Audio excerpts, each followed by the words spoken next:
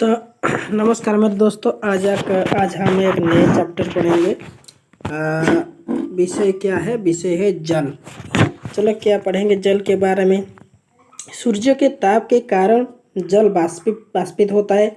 हम सब जानते हैं कि सूर्य के ताप से जल बाष्पित होता है और क्या होता है, ठंडा होने पर वो जल क्या होता है, जल बाष्प संघनित होकर बादल के रूप में ले आता है ना। जितना तेज क्या होगा, गर्मी होगा, क्या होगा, जल बाष्प होगा और बाष्प होकर क्या होगा, ऊपर जाके वो ठंडा हो जाएगा। ठंडा होने के बाद वो बादल के रूप में ले आता है और क्या होता है, यह वर्षा, हिम अथवा सहिम वृष्टि के रूप में धरती में, समुद्र पर नीचे क्या, तो जो जल बाष्प में संघनित हुआ और क्या हुआ, बादल के रूप में वो ले आया और क्या हुआ, वहां पर ठंडी होकर वो बारिश के रूप में नदी और समुद्र पर गिरा ना।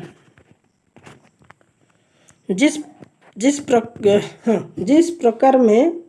प्रणाली में एक प्रणाली होगा, जिस प्रणाली में जल लगातार अपने स्वरूप के बदलाता रहता है और महासागर और वायुमंडल एवं धरती के बीच चक्कर लगाता है, तो उसे जल चक्र कहते हैं। क्या ना, जल चक्र कैसे, यहाँ पर मानो ये सूर्य है ना, तो यहाँ पर क्या है, ये पानी है, ये क्या है, जो तेज ये हुआ, क्या हुआ, धूप हुआ, ये सब जल बाष्प हुआ, यहाँ पर बाष्प हो गया, यहाँ पर ठंडी हो गया, ठंडी होकर बादल में रूप होकर जो भारी होकर वो गिरने लगा, तो वो क्या कहते हैं, तो बारिश हम कहते हैं। तो क्या हुआ, तो ऐसे आता है, यहाँ पर ठंड होता है, बादल बनता है, फिर ठंड होकर बारिश शुरू होता है, ऐसे एक साइकिल के रूप में चलता है ना।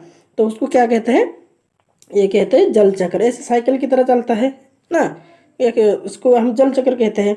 तो हमारा पृथ्वी थलासाल के समान है।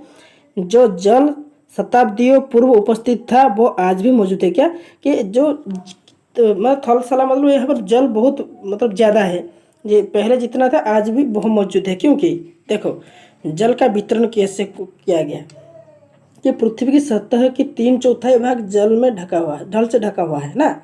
यदि धरती पर थल की अपेक्षा जल अधिक है तो उनके देशों में जल की कमी का सामना क्यों करना पड़ता है।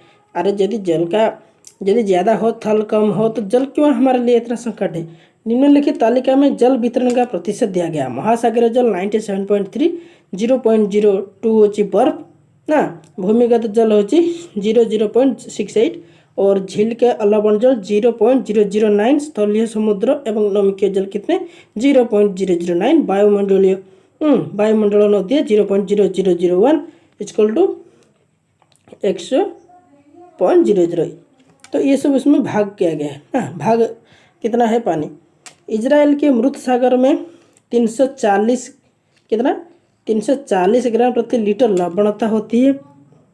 तोरा इसमें प्लव क्रॉस संकेत है क्योंकि नमक की अधिक इसे सघन बना देती है। लवणता 1000 ग्राम में मौजूद नमक की मात्रा ही होती है। कितना 1000 ग्राम में मौजूद नमक की मात्रा होती है। महासागर की औसत लवणता कितना होता है, 35 भाग प्रति 1000 ग्राम में होता है। ये इंपॉर्टेंट है। 22 मार्च को हम जल दिवस मनाते हैं। इसमें इंपॉर्टेंट ये नहीं चला, महासागरीय परिसंचरण ये क्या है कि महासागरों की गतियों को इस प्रकार वर्गीकृत कर सकते हैं जैसे तरंगे, ज्वार भाटा, ये आता है। तरंगे की, ज्वार क्या, भाटा की, ये आता है। ये थोड़ा इसको हम देख लेंगे। पहले हम तरंग क्या हम उसको जानेंगे। जब महासागरीय सतह पर लगातार उड़ता और गिरता रहता है, जब महासागरीय सतह पर जल लगातार, एक बार जल छोड़ दिया गया, जल लगातार उठता है और गिरता है, तो इन्हें तरंग कहते हैं। जैसे भूकंप, ज्वालामुखी उद्गार या जल के नीचे भूस्खलन के कारण महासागर जल अत्यधिक विस्थापित होता है, मतलब बढ़ता है। इसके परिणाम 15 मीटर तक ऊंचाई वाले ज्वारीय तरंग उठता है, मतलब 15 फीट ऊंचाई ज्वार तरंग उठते हैं। इसे जैसे हम उसको सुनामी कहते हैं। तो क्या हुआ कि महासागरीय सतह पर लगातार जल उठता है, गिरता है, इन्हें तरंग कहते हैं। किस कारण में, भूकंप हो गया, ज्वालामुखी उद्गार हो गया, तो भूस्खलन हो गया, इसके कारण क्या होता है कि महासागरीय जल जो ऊपर 15 फीट तक ऊपर उठता है, तो उससे हम क्या कहते हैं, सुनामी कहते हैं, जिसे हम सुनामी भी कहते हैं।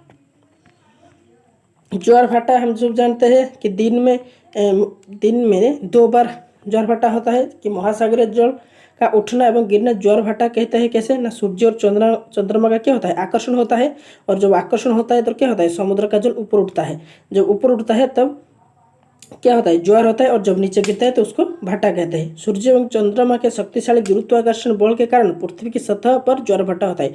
तो एग्जाम में आता है किस लिए ज्वार भाटा होता है, तो सूर्य चंद्रमा के शक्तिशाली गुरुत्वाकर्षण, ये याद रखना है। चलो नेक्स्ट, पूर्णिमा। पूर्णिमा एवं अमावस्या के दिन में क्या होता है, सूर्य चंद्र एवं पृथ्वी एक सिद्ध है। क्या, सूर्य हो गया और ये क्या हो गया, पृथ्वी हो गया, और क्या है, एक चंद्र हो गया ना पूर्णिमा के दिन। तो सीधे चंद्रमा पृथ्वी एक सीधे में होते, मतलब एक सरल रेखा में होते हैं, तो जिसके कारण उच्च ज्वार उठते हैं। ये इस ज्वार को बृहद ज्वार कहते हैं। किसको, इसको बृहद ज्वार, याद रखना। कि जब ये एक सरल रेखा में रहते हैं तब बृहद ज्वार रहता है। थोड़ा बृहद माना थोड़ा बड़ा, माना बड़ा बड़ा बड़ा ज्वार उठता है, बड़ा बड़ा, मतलब ये उसको हम क्या करते हैं, ढेउ कहते हैं, ठीक है। और चांद एवं सूर्य का गुरुत्वाकर्षण बल विपरीत दिशाओं में महासागर जल पड़ता है, जिसके कारण निम्न ज्वार आता है। ज्वार के लघु ज्वार कहते हैं। क्या, चांद एवं सूर्य के गुरुत्वाकर्षण बल विपरीत दिशा है। यदि मानकर यहाँ पर क्या हो गया, सूरज हुआ, यहाँ पर चंद्र हुआ, और यहाँ पर पृथ्वी हुआ ना, क्या होगा, यहाँ पर पृथ्वी होगा, तो ये सरल रेखा में नहीं है, तो ये क्या है, लघु ज्वार होगा, ठीक है। उसके बाद महासागरीय धाराएं, ये भी आता है। निश्चित दिशा में महासागरीय सतह पर नियमित रूप से बहने वाली जलधाराएं होती है। महासागरीय धाराएं गर्म या ठंडी हो सकती है। क्या, गर्मी, महासागरीय जल गर्म या ठंडी हो सकती है। गर्म महासागरीय धाराएं क्या है ना, भूमध्य रेखा, ये भूमध्य रेखा निकट उत्पन्न है। यहाँ पर ग्लोब हो गया, ये बीच, रुको, ये, हाँ सॉरी, तो ये क्या हो गया, मानो बीच ये ग्लोब है, ये हो गया हमारा क्या, भूमध्य रेखा ना।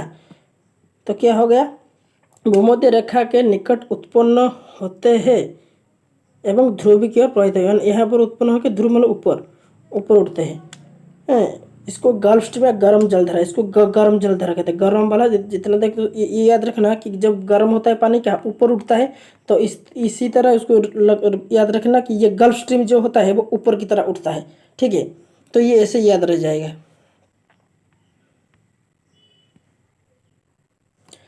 उसके बाद ठंडी महासागरीय धारा है, वो क्या होता है कि हाँ, ध्रुव या उच्च अक्षांश उष्ण कटिबंध या निम्न अक्षांश को प्रभावित होता है। इसे लिब्राडोर या शीत महासागर, लिब्राडोर क्या होता है, अक्षांश से क्या आता है, निम्न अक्षांश को आता है। ध्रुव या उच्च अक्षांश से उष्ण कटिबंधीय या निम्न अक्षांश के प्रति, मतलब ऊपर से नीचे, उसको क्या कहते हैं, लिब्राडोर कहते हैं। मतलब ठंडी वाले को लिब्राडोर कहते हैं, ये याद रखना। जिस स्थान पर क्या होता है कि जिस स्थान पर गर्म एवं शीत जलधाराएं मिलती है वहाँ पर कुछ नहीं, माछ पकड़ने के लिए अच्छा होता है। सर्वोत्तम मत्स्य क्षेत्र माना जाता है जापान के आसपास एवं उत्तर अमेरिका पूर्व तट, इसके उदाहरण आ जाएगा कि इसका उदाहरण क्या, जापान और अमेरिका। सीटेड बहुत घुमाता है हमको।